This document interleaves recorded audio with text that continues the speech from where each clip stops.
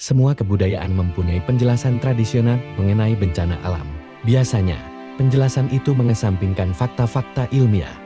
Dalam mitologi Jepang, gempa bumi kerap dikaitkan dengan Namazu. Namazu merupakan seekor ikan berkumis catfish raksasa yang diyakini ada di alam bawah tanah. Ikan berkumis raksasa juga dikaitkan dengan perbaikan tatanan sosial yang tidak adil. Ketidakadilan itu terjadi akibat pemerintahan yang tidak sejalan dengan prinsip-prinsip moral yang mengatur alam semesta. Namazu menunjukkan kompleksitas pemahaman pra-ilmiah tentang gempa bumi, juga tentang bagaimana kosmologi, politik, dan moralitas seringkali saling terkait dalam cara berpikir pra-modern. Legenda Namazu, ikan berkumis penyebab gempa dalam mitologi Jepang. Namazu sebagian besar dikenal dari penggambaran artistik. Makhluk mitologi Jepang ini biasanya digambarkan sebagai ikan berkumis raksasa di lanskap atau kota di Jepang. Biasanya, Namazu juga digambarkan bersama dengan dewa-dewa mitologi Jepang yang secara tradisional dianggap bertanggung jawab menjaganya. Dewa menjaga Namazu agar tidak mendatangkan malapetaka pada penghuni dunia permukaan. Dalam mitologi Jepang, Namazu adalah seekor ikan berkumis raksasa yang hidup jauh di bawah bumi.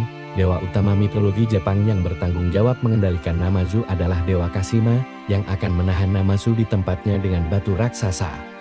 Legenda tradisional ini tampaknya berkembang antara abad ke-15 dan ke-18.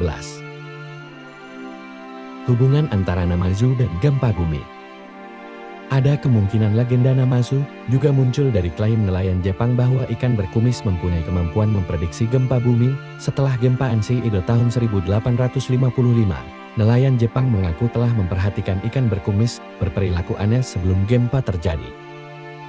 Ada cerita serupa dari nelayan Jepang tentang tsunami yang terjadi pada akhir abad ke-19 dan awal abad ke-20. Meskipun legenda Namazu telah ada selama berabad-abad, ada kemungkinan bahwa klaim serupa dari para nelayan zaman dahulu mungkin telah membantu mengilhami legenda aslinya. Gagasan bahwa ikan berkumis dapat merasakan gempa bumi juga memunculkan penelitian ilmiah di Jepang. Penelitian tersebut mengungkapkan kemungkinan bahwa ikan berkumis dan kehidupan akuatik lainnya dapat memprediksi gempa bumi. Pada tahun 1930-an, seorang ilmuwan Jepang bahkan mengeklaim bahwa pengamatannya terhadap ikan berkumis memprediksi hingga 100 gempa bumi. Setidaknya disinyalir, gempa selalu terjadi dalam waktu 12 jam jika mereka berenang dengan cara tertentu. Kaitan antara Namazu, ketidakseimbangan kosmis, politik, dan agama di Jepang. Banyak kebudayaan kuno menafsirkan bencana alam sebagai akibat dari ketidaksenangan ilahi atau ketidakseimbangan kosmis. Bagi masyarakat Jepang pada pertengahan abad ke-19, gempa bumi bukan sekadar kesempatan untuk menyalahkan kelalaian pemerintah. Banyak orang Jepang mungkin percaya bahwa gempa bumi adalah tanda bahwa pemerintah tidak lagi sejalan dengan keadilan kosmis. Pemerintah telah kehilangan kelayakan moralnya untuk memerintah.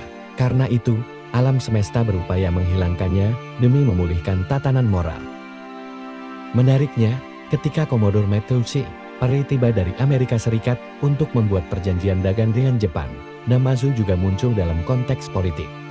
Karya seni dibuat yang menggambarkan kapal uap Amerika sebagai Namazu yang membawa uang kepada masyarakat Jepang.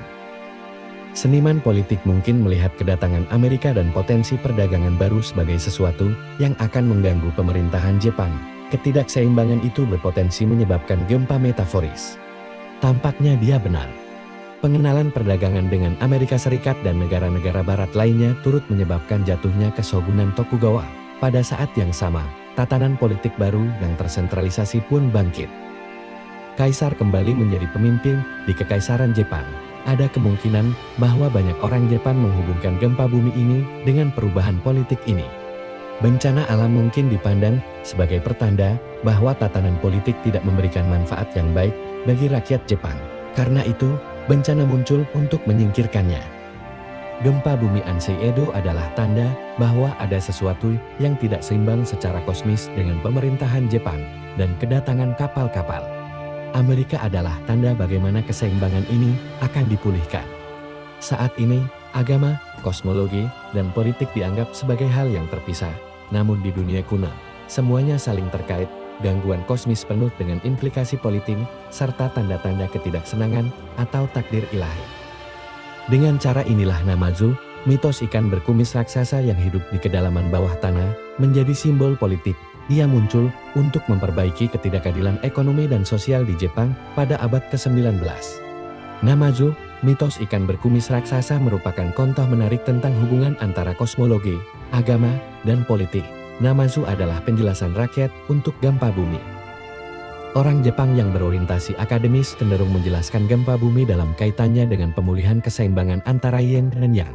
Selain menjelaskan fenomena alam, Namazu juga dilibatkan dalam kritik terhadap tatanan sosial dan politik. Kebanyakan orang Jepang tidak lagi benar-benar percaya pada Namazu. Namun Namazu adalah contoh fenomena yang terus berlanjut hingga saat ini. Orang melihat bencana alam sebagai tanda ketidaksenangan Tuhan atau ketidakseimbangan kosmis.